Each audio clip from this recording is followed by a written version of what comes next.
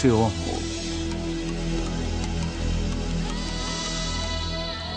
Distribuição Sinapse.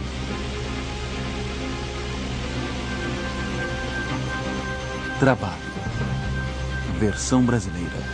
Áudio News. Já está fazendo 27 graus no centro da cidade. Vai ser um dia quente. Agora as nossas dicas para não ficarem presos no trânsito. O trabalho é uma das atividades fundamentais do ser humano, que permite a nossa sobrevivência. E mais do que isso, as pessoas são vistas na sociedade a partir da função que exercem. Quando entramos para um emprego, estamos aceitando os valores e as regras implícitas a ele. O trabalho é uma parte importante da organização social. Ele estrutura as relações entre os indivíduos e assegura-os de sua participação na vida econômica.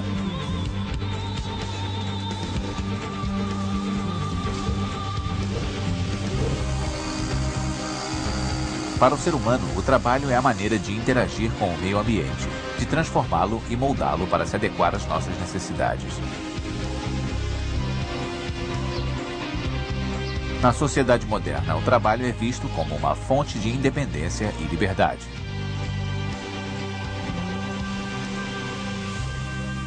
Paradoxalmente, o trabalho também pode ser uma prisão, onde se desenvolvem hierarquias e relações de poder, privando o trabalhador de toda a liberdade.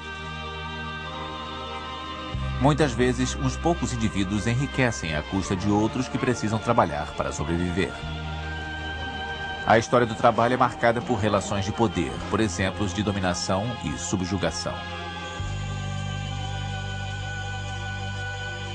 A globalização da economia e a informatização estão mudando o universo do trabalho.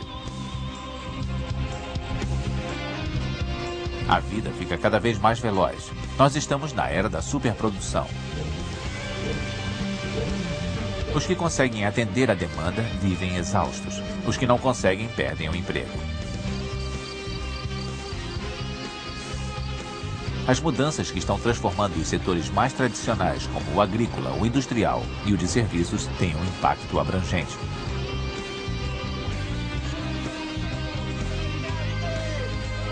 Mais de 800 milhões de pessoas no mundo inteiro não têm emprego ou estão subempregadas.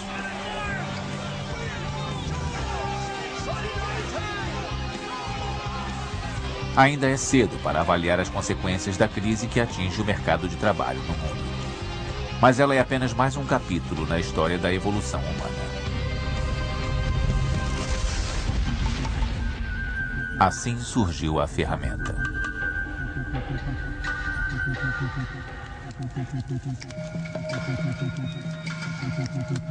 Uma das características principais que distinguem o homem dos animais é o seu polegar opositor, que permite que ele manipule os objetos. Graças a essa característica, ele é capaz de fabricar ferramentas para transformar os recursos naturais de que dispõe em produtos novos e úteis. Os tipos de ferramenta que nossos ancestrais fabricavam marcam os diversos estágios da evolução humana. Há mais de 2 milhões de anos, as ferramentas eram feitas de pedra. As lâminas, lanças e pontas de flecha eram fundamentais para a sobrevivência do grupo. Cada ferramenta era considerada uma parte do arsenal do grupo e todos os membros do clã aprendiam a fabricá-las. Na Idade da Pedra, as pessoas viviam em grupos nômades e sobreviviam da caça e da coleta de alimentos. As atividades fundamentais da sobrevivência eram estreitamente ligadas a outras atividades, como a educação e a convivência familiar. O conceito de trabalho não existia.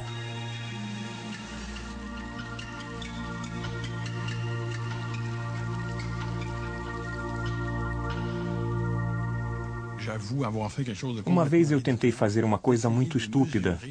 Tentei calcular as horas de trabalho numa sociedade de caça e coleta de alimentos. Então levei meu caderno de notas e fui observá-los. Vi pessoas saírem para pescar e voltarem 4 horas mais tarde. Então anotei. São necessárias 4 horas de trabalho para obter 2 peixes. Mas depois de um tempo, comecei a notar que as pessoas que saíam para pescar eram marido e mulher e voltavam 4 horas mais tarde com os cabelos despenteados e um ar de felicidade no rosto. Obviamente, eles pescavam os 2 peixes em 15 minutos e gastavam o resto do tempo ocupados com outra coisa.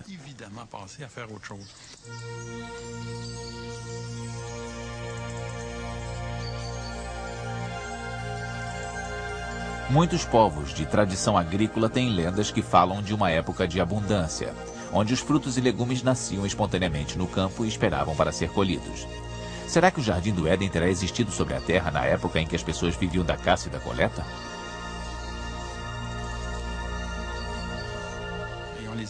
Essa época é conhecida como Era da Abundância. Desde então, nunca existiu nenhuma sociedade humana que se alimentasse tão bem com tão pouco esforço. Então nasceu a agricultura. Bem, a lavoura pode render bastante, mas exige muito trabalho também.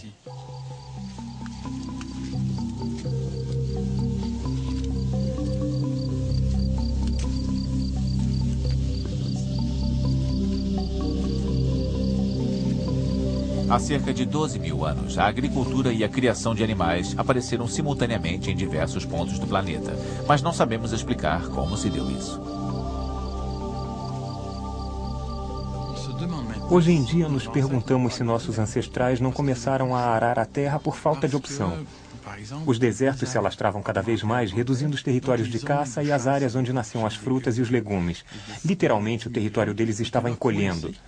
Nada melhor do que a agricultura para extrair o máximo de alimento de uma porção mínima de terra.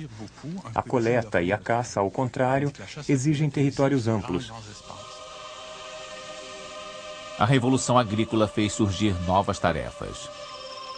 Era preciso construir silos, irrigar os campos e tomar conta dos animais. As pessoas começaram a fabricar potes de cerâmica para transportar a água e cestos para carregar as colheitas.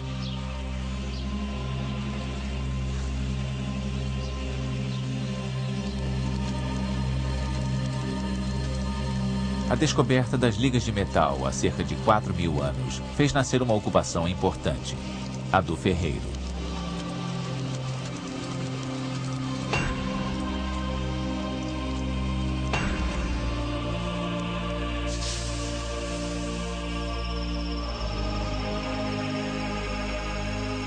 Com bronze e ferro, nossos ancestrais puderam forjar ferramentas mais eficientes que aumentavam a produtividade.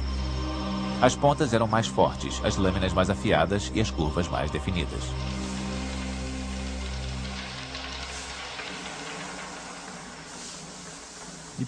As populações cresceram, dando origem aos primeiros grandes povoados ou vilarejos.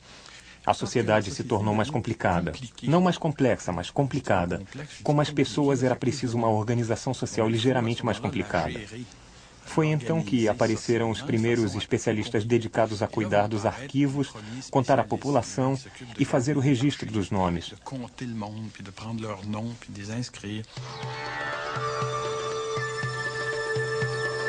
A civilização egípcia era extremamente hierarquizada.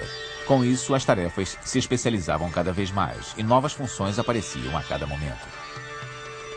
A ordem social era garantida graças à dura disciplina a que os trabalhadores eram submetidos. O trabalho na lavoura era coordenado por chefes de equipe. Cada agricultor tinha que obedecer ao seu chefe sob pena de castigos físicos.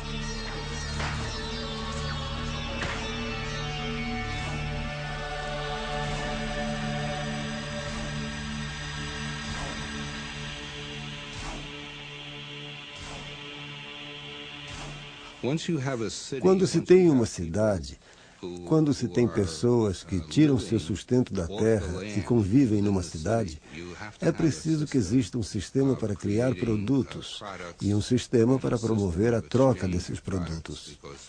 Afinal, o alimento é produzido e armazenado e precisa ser distribuído. Essa distribuição pode ser feita através de um sistema burocrático centralizado, como no Egito Antigo, ou através da troca por produtos oferecidos pelos artesãos, pelos mercadores e outros.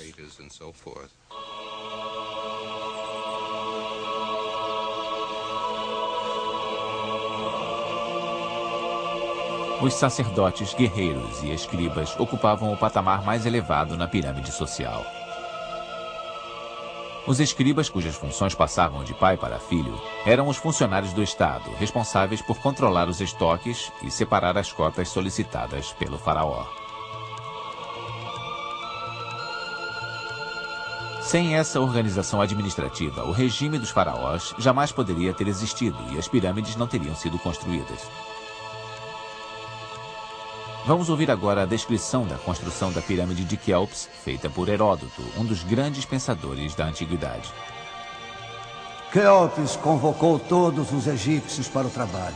Alguns levavam as pedras até o Nilo, outros ficavam na margem oposta para descarregar as balsas que atravessavam o rio levando as pedras. Havia sempre 100.000 trabalhadores no local da obra e as tropas eram substituídas a cada 3 meses.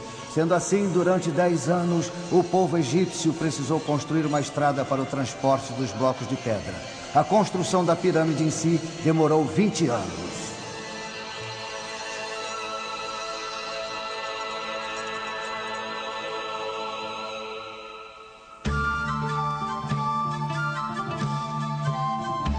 Na Grécia, a mão de obra dos escravos estava presente em todos os setores. Eles trabalhavam arando os campos, nas minas, nas construções, lado a lado com os cidadãos livres. Os escravos ocupavam até mesmo posições mais importantes que exigiam habilidade intelectual. Mas apenas os cidadãos livres tinham o direito e o dever de se dedicarem à filosofia, à política e às artes, atividades consideradas nobres e fundamentais. No livro A República, Platão descreve a organização da cidade ideal.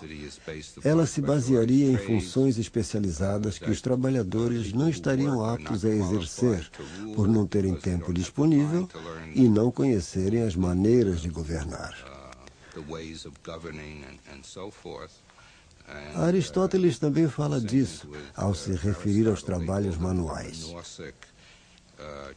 Segundo a sua filosofia, o ato de sentar perto do fogo para realizar trabalhos manuais danificava o corpo humano, deixando-o deformado. Por isso é que Hefesto, o deus grego dos trabalhos manuais, tinha o corpo deformado. Ele era manco e tinha uma corcunda.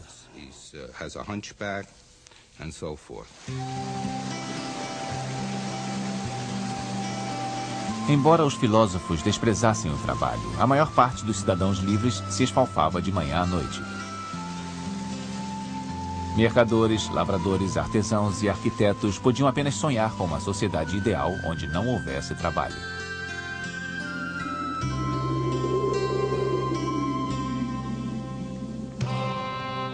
A máquina humana.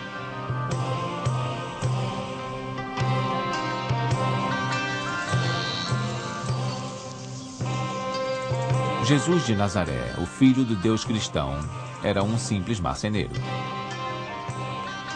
Usando a sua imagem como exemplo, o cristianismo, que dominou a Europa na Idade Média, resgatou a respeitabilidade do trabalho.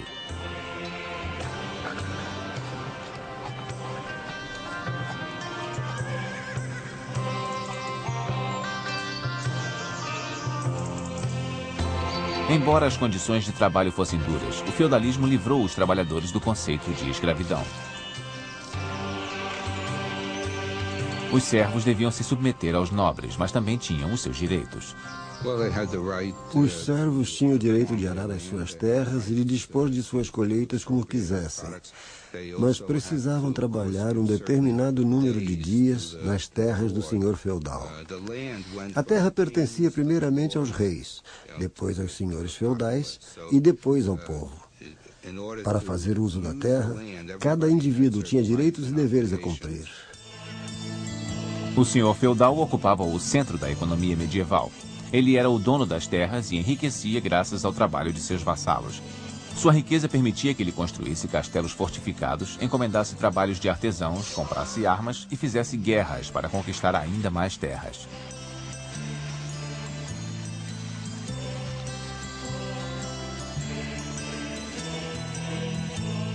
Enquanto os camponeses viviam sob o domínio dos senhores feudais, a população dos vilarejos era livre para desenvolver as mais diversas atividades.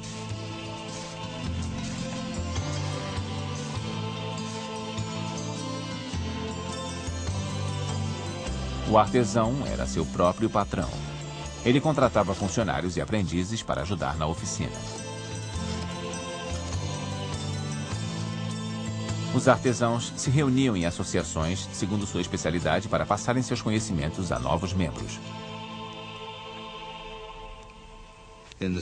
Nas cidades, houve a formação das associações de artesãos, que foi um marco importante na história da ética do trabalho.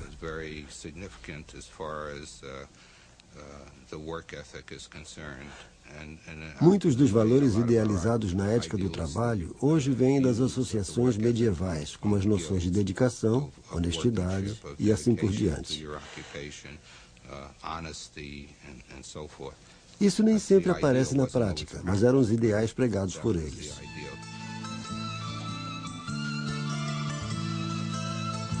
Gradualmente, o controle da economia medieval passou para as cidades com o desenvolvimento da indústria.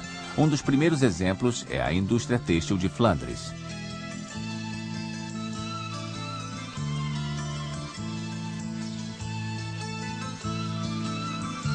As atividades foram se diversificando cada vez mais. Havia o tanoeiro, o ferreiro e o artesão, que fazia as velas e as vendia nas portas das catedrais.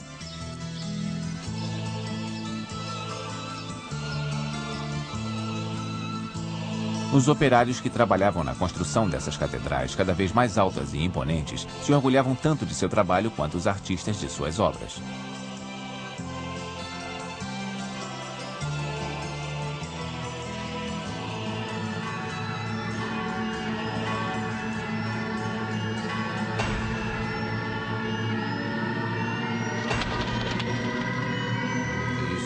Cada categoria de artesãos tinha sua marca distintiva que passava aos seus filhos.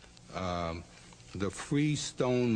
Associação dos Pedreiros, mais tarde, deu origem à maçonaria, porque nas construções havia sempre um pequeno galpão onde esses trabalhadores se reuniam na hora do almoço para discutir os mais variados assuntos.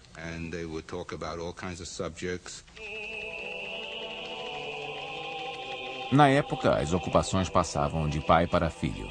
Não existia o conceito de mobilidade social. Era muito difícil que um operário das camadas mais baixas melhorasse o seu status social ou mesmo conseguisse mudar de ocupação.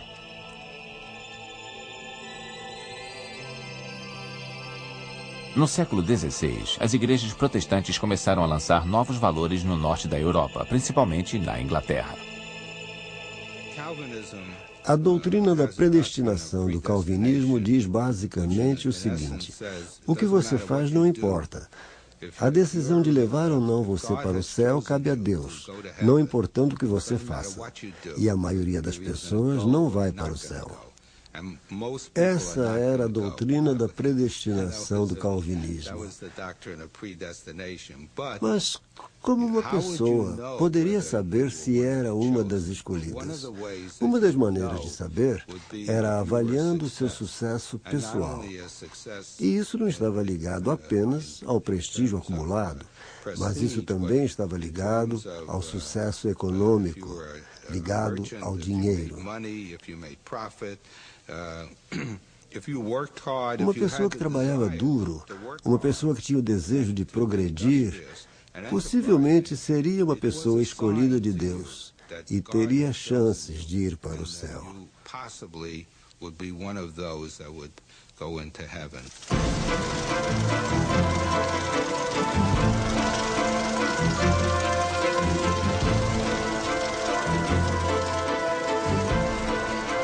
A Revolução Industrial transformou completamente o universo do trabalho. O uso das máquinas foi se tornando cada vez mais comum no Ocidente. Elas eram vistas como um instrumento de liberação, porque permitiam que se produzisse mais, com menos esforço. Mas a realidade se provou totalmente diferente. O aparecimento das máquinas marcou o fim da produção artesanal. Nas oficinas, o artesão controlava suas próprias ferramentas, tinha domínio sobre o seu próprio trabalho. O produto era o resultado de sua criatividade e do seu esforço pessoal. Com a mecanização e o trabalho por turnos, a máquina passou a controlar o trabalho, em vez de o trabalhador controlar a máquina.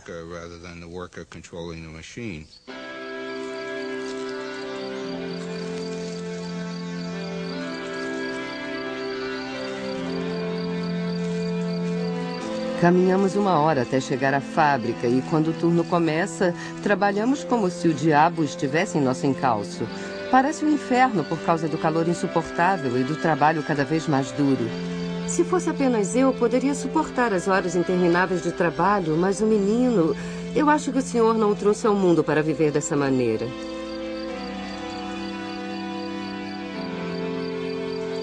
A disciplina era dura nas fábricas e a punição física era comum.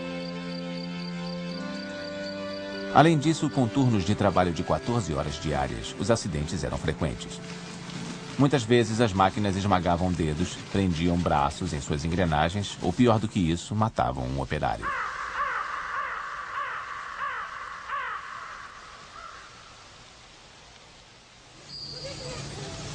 Foi durante essa época que um imigrante alemão que vivia em Londres começou a analisar as condições de trabalho dos operários e os problemas econômicos. Em 1867, Karl Marx publicou O Capital, obra na qual denunciava a exploração do operariado pelo regime capitalista. O marxismo serviria de inspiração para muitos movimentos trabalhistas do futuro.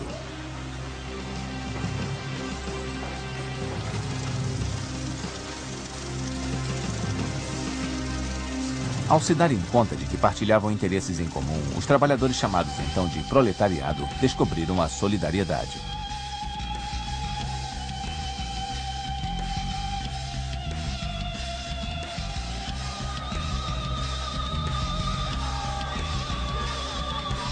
Na Europa e na América, os levantes trabalhistas se tornaram mais frequentes e mais violentos. Operários tomavam as ruas, gritando palavras de ordem e cheios de rancor. Ainda assim, foi durante essa mesma época que o capitalismo triunfou. O engenheiro americano Frederick Winslow Taylor tinha como meta fazer com que os empreendimentos rendessem o maior lucro possível. Ele sugeriu uma nova abordagem, o gerenciamento científico do trabalho. Taylor propôs um estudo detalhado. A sua equipe ia para as fábricas munida de relógios e analisava todas as atividades do operário, observando a sua postura, seus movimentos. Depois, Taylor se dedicou a criar maneiras de tornar o trabalho deles mais eficiente. Ele foi às metalúrgicas, observou como os trabalhadores usavam as pás e concluiu que não eram adequadas. Decidiu projetar pás diferentes e ensinar cada operário a usá-las da forma mais eficiente, colocando-as no chão num determinado ângulo de inclinação e assim por diante. Segundo Taylor, cada operário devia cumprir sua tarefa com rapidez e eficiência. Não havia tempo para pensar. O trabalho de Taylor serviu de inspiração para Henry Ford, fabricante de automóveis, que desenvolveu um novo processo industrial. As linhas de montagem eram organizadas para que todas as ferramentas de que o operário fosse necessitar para cumprir sua função estivessem à mão. Assim, o operário foi submetido a um ritmo de trabalho sobre o qual não tinha mais controle, e sua participação foi ficando cada vez menos importante para o resultado final. Os trabalhadores se recusavam a se transformar em robôs e pediam demissão. A rotatividade de pessoal nas fábricas de Ford chegava a quase 100% a cada ano. Numa tentativa de manter os operários, ele oferecia um salário de $5 diários, o que representava uma pequena fortuna na época.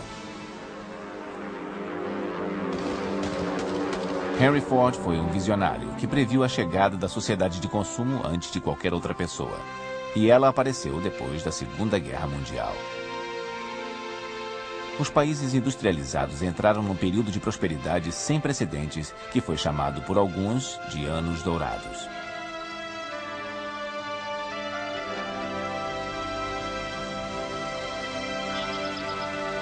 Confirmando as previsões de Henry Ford, o sonho americano de liberdade e igualdade de oportunidades passou a ser expressado pelo automóvel, um bem que agora era acessível a qualquer pessoa.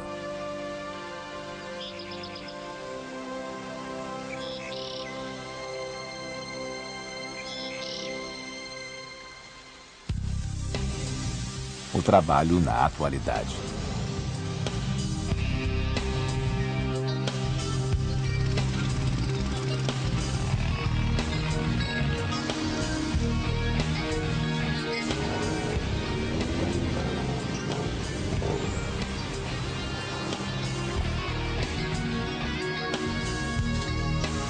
Hoje, no mundo inteiro, 2 bilhões e 500 milhões de pessoas trabalham.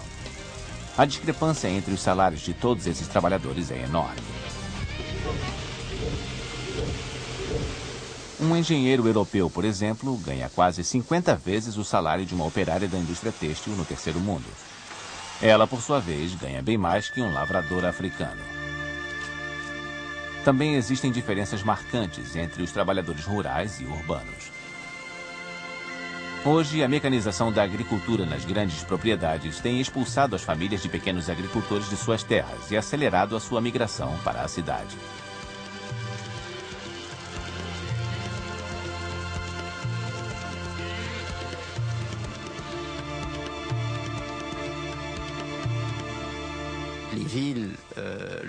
A população urbana está crescendo muito rapidamente e, na maioria dos países, esse crescimento não consegue ser absorvido. Isso fica mais fácil em épocas de crescimento econômico, quando existem mais empregos. Quando existe um boom no setor da construção civil, por exemplo, trabalhadores não especializados são contratados para todo tipo de função, mas quando termina esse período, ou quando o crescimento se desacelera, esses mesmos trabalhadores não conseguem mais empregos. Eles formam uma população instável que tenta sobreviver da melhor maneira possível. Isso, é claro, leva ao crescimento da criminalidade e de atividades marginais, como a prostituição infantil, os roubos e assim por diante. Essa situação também leva ao que eu chamo de la débris, um fenômeno que tem sido observado por muitos estudiosos. São pessoas que se viram como podem, vendendo fósforos e canetas nas esquinas da cidade.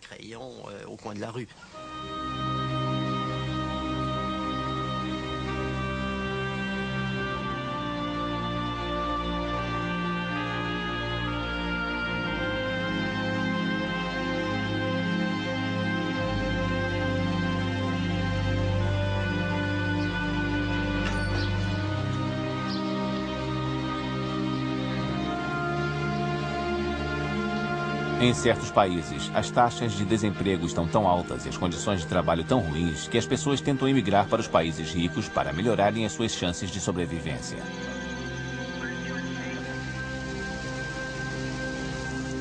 Infelizmente, esses trabalhadores, sobretudo os imigrantes ilegais, ficam numa situação muito vulnerável. Embora consigam melhorar suas condições de vida, muitas vezes eles precisam suportar empregos desagradáveis e mal remunerados.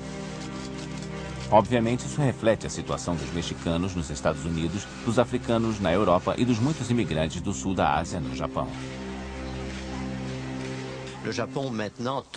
Hoje o Japão tolera a presença dos imigrantes ilegais porque eles aceitam empregos que os imigrantes legais ou os japoneses não querem, como lavar pratos nos restaurantes ou até mesmo trabalhar como garçons.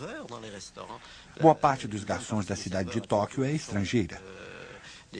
São esses mesmos trabalhadores que varrem as ruas e limpam o metrô. Tudo isso é feito por estrangeiros, muitos dos quais imigrantes ilegais.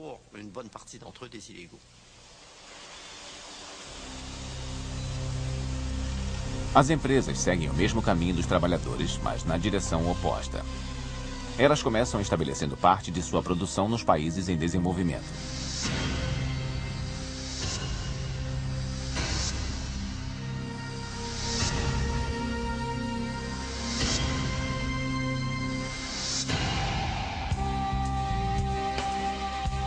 Como nesses países não existem sindicatos fortes ou normas que estabeleçam condições mínimas de trabalho, as empresas podem produzir a um custo mais baixo e aumentar sua margem de lucro. Os operários enfrentam turnos longos de trabalho em condições insalubres e recebem um salário que mal cobre o seu sustento.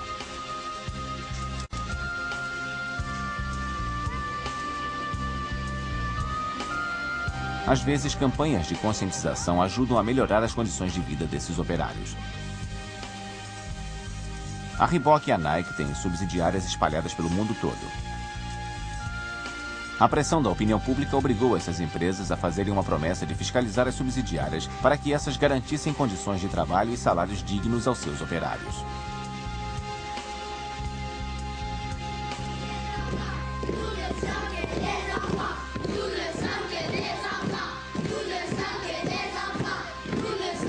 Algumas empresas formaram um comitê de importadores de tapetes orientais. Esse comitê controla a produção e afasta do mercado tapetes produzidos com a exploração do trabalho infantil.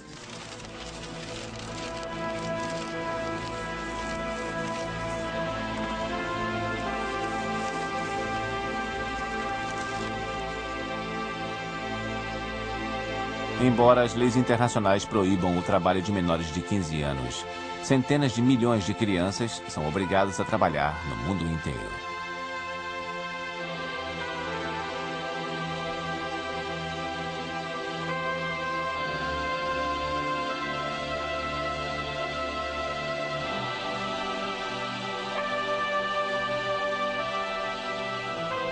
As crianças são mais vulneráveis e mais facilmente exploráveis. Muitas vezes servem como objeto de barganha para garantir a sobrevivência de pais miseráveis ou mesmo para saldar uma dívida.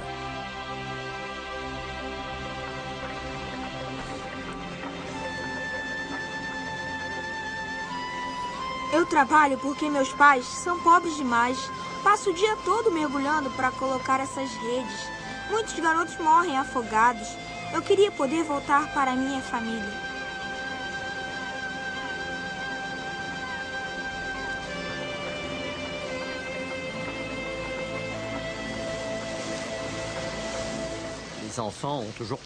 As crianças sempre participaram da produção em sociedades onde não há escolas. Quando o ensino se torna obrigatório, as crianças são afastadas do trabalho. Mas devemos ter em mente que isso não é exploração do trabalho infantil. Faz parte da vida familiar. A criança ajuda nas tarefas que garantem a sobrevivência da família. Mas no mundo industrial, na economia de mercado, o trabalho infantil se torna um emprego remunerado. E é aí que se abre o espaço para a exploração. Il y a vraiment des abus par rapport au travail des enfants.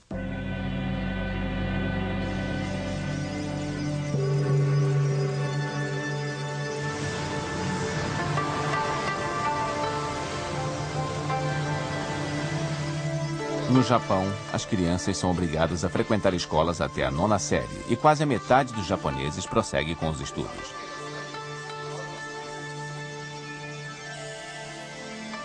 O Japão foi um país modelo por muito tempo. Até bem pouco tempo, sua taxa de desemprego girava em torno de 0, e os seus trabalhadores eram mais produtivos que os de outros países industrializados.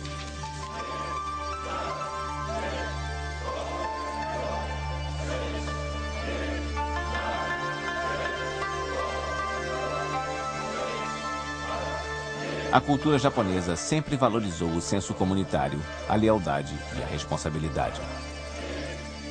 No mundo dos negócios, tais valores foram explorados em troca da segurança que ele oferecia aos trabalhadores. O sistema japonês do emprego para a vida inteira é parte dessa mentalidade. Na verdade, esse sistema levava vantagens a ambas as partes. Do lado do empregador, havia relações pacíficas com os empregados e um contingente estável, que podia treinar sem medo de que os funcionários fossem aplicar o que haviam aprendido em outro emprego. Isso porque o sistema de segurança no emprego incluía um sistema paralelo que castigava a mobilidade. Em outras palavras, se um trabalhador iniciasse sua carreira em uma empresa grande que participasse do programa de segurança no emprego, ele não poderia trocá-la por outra empresa de porte semelhante, simplesmente porque essa não aceitaria contratá-lo. Hoje, esse sistema está sendo questionado.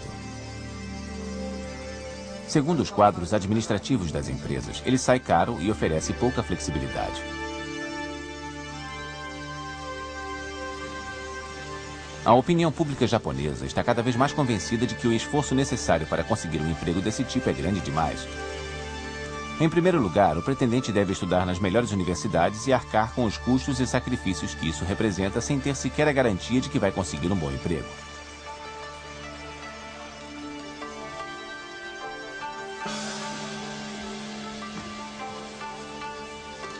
Os japoneses trabalham muito. São até 400 horas a mais do que a média anual de outros países industrializados. O dia de trabalho começa cedo e termina tarde. Depois do exercício de relaxamento compulsório, ainda há uma passada pelo bar com os colegas do escritório.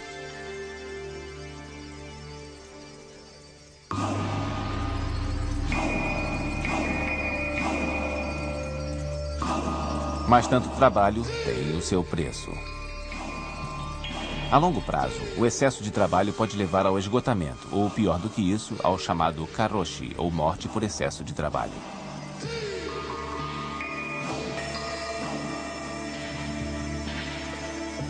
A mentalidade dos japoneses está mudando gradualmente, assim como sua organização social. Os jovens de hoje no Japão parecem menos dispostos a trabalhar até a morte.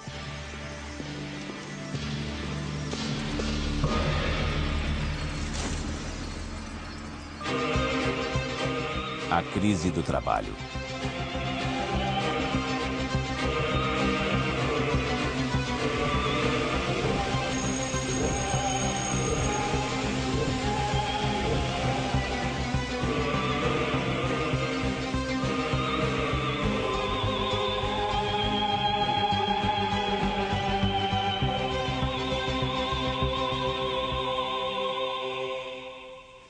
Hoje estamos entrando numa era diferente, em outra história.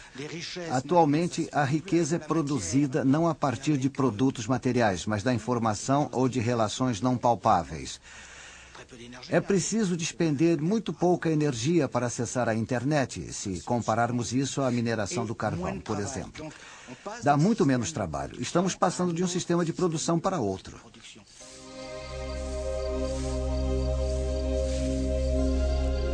A agricultura, a indústria pesada e até o setor administrativo estão reduzindo consideravelmente seus quadros.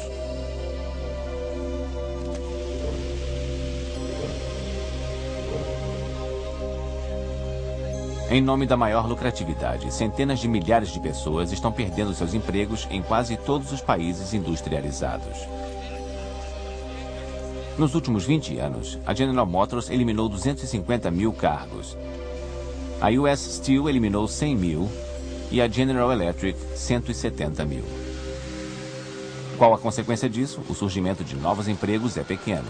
Quem fica desempregado pode permanecer assim para sempre.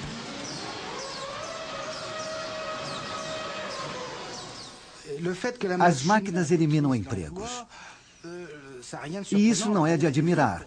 Elas foram projetadas para isso. Quem cria uma máquina faz isso na intenção de automatizar um processo. Essa é a função das máquinas, não é novidade nenhuma.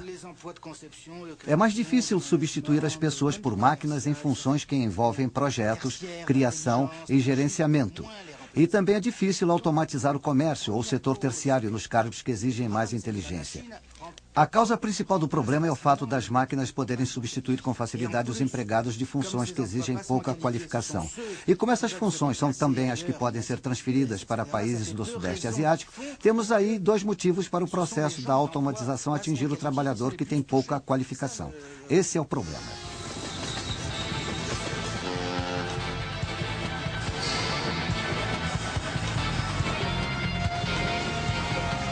A globalização é outro fator que vem acelerando as mudanças no mercado de trabalho. E esse fenômeno é acelerado pelos meios de transporte cada vez mais eficientes.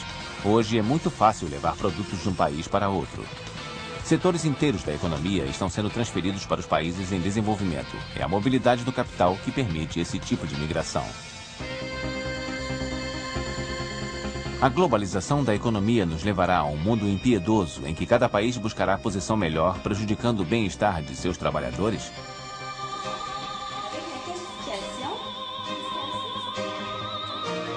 A mudança no universo do trabalho também é caracterizada pelo aumento no número de trabalhadores ativos. Isso acontece porque existe mais gente em idade produtiva. A geração do Baby Boom constitui hoje o maior contingente de trabalhadores da história.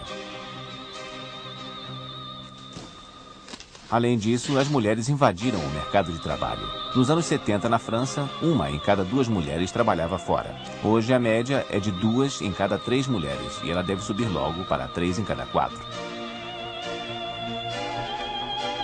No mundo inteiro, há mais gente exigindo empregos. São muitas mãos estendidas numa época em que o número de cargos disponíveis tende a diminuir.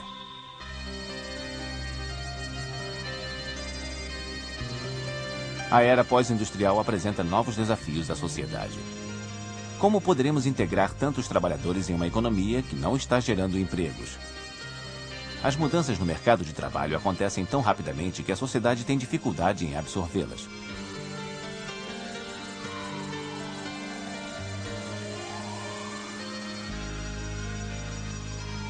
As pessoas se dividem entre as que trabalham demais e as que não têm emprego. As condições de trabalho estão se deteriorando e há cada vez mais gente insatisfeita com seus empregos. Pressionadas até o limite, essas pessoas sofrem de doenças causadas pelo excesso de estresse. Entre os desempregados, a insatisfação às vezes explode em atos violentos.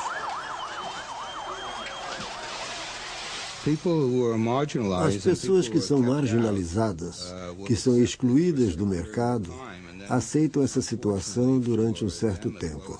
Depois, para a infelicidade delas e também da sociedade, a tendência é que aconteça algum tipo de crise ou explosão. Se você é excluído da sociedade e se encontra desesperado, num beco sem saída, só há duas reações possíveis. Você pode aceitar passivamente ou então partir para a sabotagem e começar a dificultar as coisas para quem está no poder. Muitos pensadores vêm analisando a questão do trabalho. Não há um consenso entre eles. Suas opiniões são divergentes. Existem dois prognósticos possíveis. No mais otimista, deverão aparecer novos empregos demandando mais inteligência e criatividade. Na previsão pessimista, estaremos vivendo numa sociedade partida, dividida entre aqueles que têm acesso ao trabalho e os que não têm. Existe uma defasagem entre o ápice das crises e a solução oferecida pelos grandes ciclos da economia. E é isso que as pessoas muitas vezes não conseguem perceber. Elas dizem, ora, vocês estão se preocupando demais. Se há falta de empregos, logo serão criados outros. Está bem, mas isso não poderá ser feito amanhã. Não onde eu moro, numa cidadezinha de interior. Se a fábrica fechar, como vou sustentar a minha casa, minha esposa e meus filhos? Entendem o que eu quero dizer? Existe uma defasagem entre a crise que o indivíduo enfrenta num determinado momento e o grande ciclo das mudanças históricas. Há 30 anos havia previsões de uma sociedade de lazer, onde graças às novas tecnologias estaríamos livres do trabalho. Mas a realidade mostrou que aqueles que têm emprego hoje em dia têm cada vez menos momentos de lazer.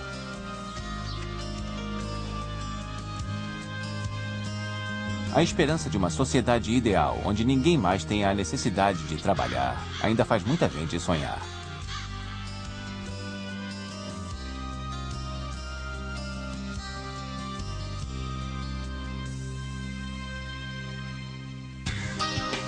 Uma nova visão do trabalho.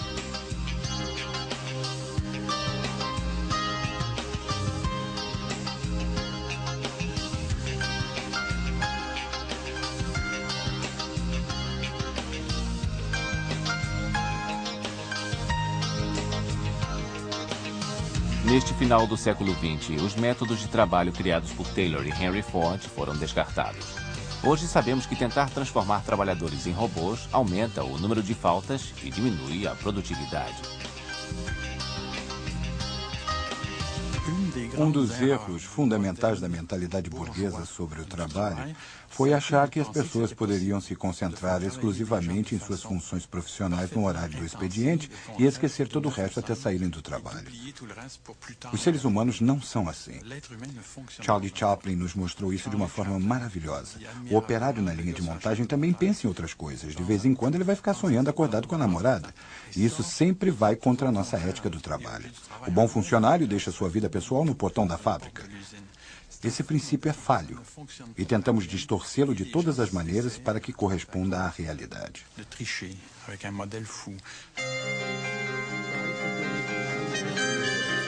As novas tendências da organização do trabalho tentam incluir o trabalhador no processo de produção para que ele se sinta mais envolvido na sua atividade. Todo funcionário agora pode tomar parte das tomadas de decisão que passaram a ser feitas em conjunto. Hoje precisamos fazer o inverso de tudo que Taylor tentou fazer. Queremos que os trabalhadores ofereçam a sua contribuição pessoal ao processo, o seu conhecimento. Isso vale para todos os funcionários, seja o operário da linha de montagem, o gerente de projetos ou qualquer outro empregado. Ele terá sempre ideias e percepções que talvez jamais ocorreriam à administração. O funcionário sempre sabe como fazer as coisas melhor no seu setor, como melhorá-lo.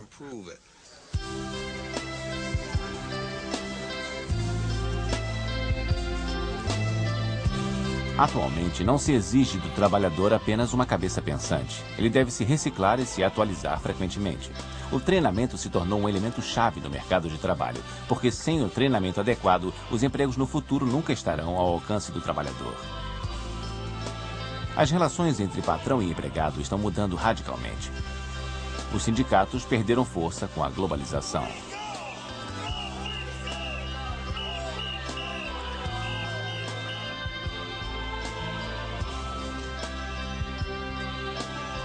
Contando cada vez mais com serviços terceirizados, as empresas diminuem sua folha de pagamento. Os chamados trabalhadores freelancers ganham liberdade e independência, mas esse tipo de esquema também tem os seus riscos.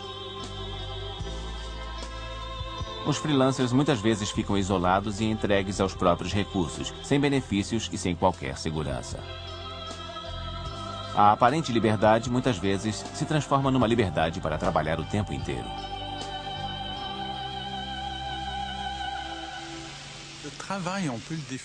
Podemos definir o trabalho como uma das grandes religiões da história da humanidade. Uma religião bastante recente, que apareceu há apenas 250 anos, mas definitivamente uma religião. O trabalho é o que dá sentido à vida e as pessoas começaram a considerá-lo sagrado, a devotar suas vidas a ele da mesma maneira que outros devotos em outras épocas dedicavam sua vida ao Senhor ou a Deus. O trabalho é o que dirige as nossas vidas. Passamos o primeiro terço da vida nos preparando para o trabalho. Basta lembrar a forma como as pessoas sempre perguntam às crianças: o que você vai ser quando crescer? Depois, no segundo terço de nossas vidas, nós trabalhamos e trabalhamos muito. É a parte principal de nossas vidas. Se você pedir, fale um pouco sobre você, muita gente vai começar falando sobre a sua profissão. Por fim, terminamos as nossas vidas com a aposentadoria. E a aposentadoria de quê? Do trabalho. O trabalho se tornou a essência da vida na sociedade moderna.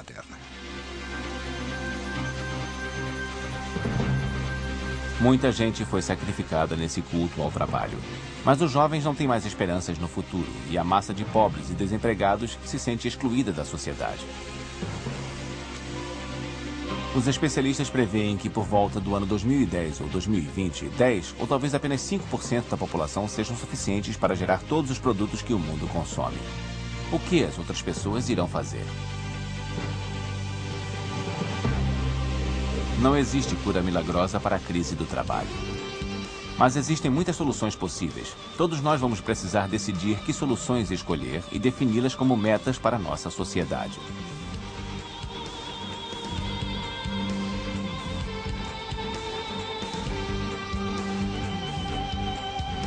Pode haver uma redistribuição de empregos para que aqueles que trabalham demais possam abrir espaço para os que estão sem ter o que fazer. Isso pode ser feito com a redução da jornada de trabalho ou com a instituição de dias compulsórios de folga. Se a taxa de desemprego continuar alta, talvez seja preciso fazer uma redistribuição de riquezas. Se queremos viver numa sociedade justa, é preciso garantir que cada cidadão tenha uma renda mínima. Talvez seja preciso atribuir mais valor às atividades, como o trabalho voluntário, para que aqueles que aceitem viver com uma renda mínima garantida pelas autoridades possam ser mais respeitados na sociedade. As pessoas que cuidam de crianças ou dos idosos, ou aquelas que trabalham para melhorar a qualidade da vida nas suas comunidades, enriquecem a sociedade mesmo sem receber salários.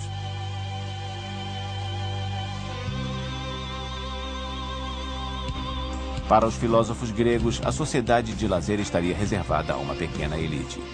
Hoje nós produzimos coletivamente uma abundância tamanha de riquezas que poderíamos todos trabalhar menos.